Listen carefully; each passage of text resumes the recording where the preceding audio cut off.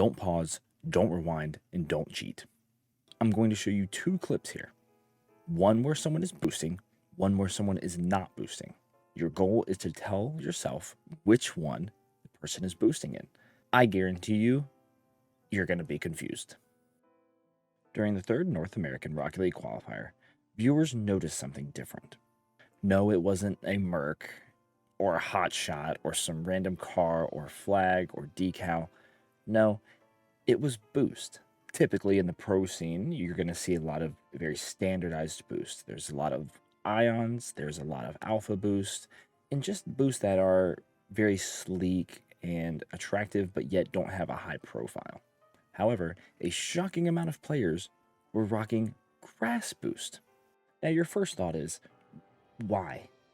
The boost is hideous, it's loud, it's obnoxious, especially compared to what we're used to. But there's a reason behind it all. I'm going to let Noli explain. Yeah, and it worked out really well for you guys. One thing that I noticed that everybody on the field had was grass boost. Yep. I have to ask you about this because it was so weird to me. What's up with the grass boost, man? I mean, when we were replay reviewing LG yesterday and this morning, we noticed that they had grass boost on. And at first, it didn't really get pointed out. Like, we just thought they were, doing whatever. And then Naps brought up that, if you're a certain distance away, you can't see the boost. Because if you're driving normally, some grass pops out of the car anyway. So yeah, it gives it a little bit of a competitive advantage. And we thought, if they're going to use it, why don't we? I mean, that's valid. That's very fair. Interesting. We'll see if we see some more grass boosts in the future. We definitely will. Yeah, that's going to come up. Now, not to belittle anybody, but I think that this is truly the first competitive advantage that we've almost ever seen in Rocket League. You do have to be at a higher level of gameplay, though, to truly understand. If you're sitting in Plat and Diamond, you're probably not looking at your opponent boosting and knowing how much boost they have, or if they're boosting. There's just not much aerial play at that level. However, when you watch professionals play, you'll notice 90% of the game takes place in the air. Knowing how much boost your opponent has, knowing if they're boosting, is invaluable. It tells you almost everything that they want to do and every intention that they have. And just look at some of these examples. There are examples here where you legitimately cannot tell if I'm boosting or if I'm not. I went into game, saved replays, and watched from the opponent's POV. Also looked at pro replays, downloaded those, looked back. The grass boost is legitimately a cheat code right now. And this isn't the first time, though, this has happened. Back in 2022, Joyo actually tweeted about it because a Sparkles boost was broken then.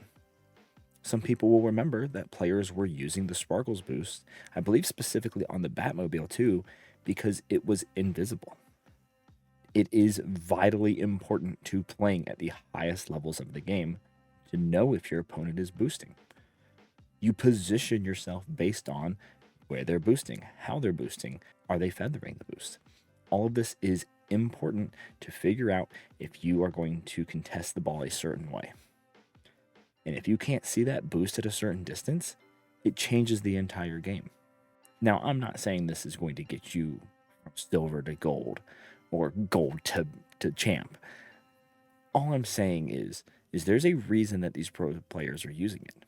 If you watch the pro gameplay, they are using grass boost. And if you watch it from the opponent's POV, you cannot tell if they are boosting or not, which provides a competitive advantage. Do I think we're looking at a new meta of Rocket League? Probably not. This will likely be changed. There will be a small patch that comes out and they will make sure the grass boost looks the way it's supposed to look. But this is really amazing to think about when teams find these little small competitive advantages and use them to their advantage. If OG hadn't noticed that Luminosity was using it and then looked at the replays and saw what it was doing, that series could turn out differently for OG. Personally, I think grass boost is providing a competitive advantage in Rocket League, which is one of the first times that we've ever seen it in the course of the game. Again, the note is, though, that this is only valuable at very high levels of gameplay. You are not looking at the opponent's boost in your silver lobbies. in pro play, you are watching the opponent boost. So do I think this will affect pro play? Yes. I think at this major, if the grass boost issue is not addressed by Psyonix, I think pros will be using the grass boost on stage. And I think that's the only opinion that matters. If the pros are using it, it means something. There's a reason that the pros are pros. Not because they use grass boost, but because they know certain things and they provide certain tips and tricks in their own gameplay.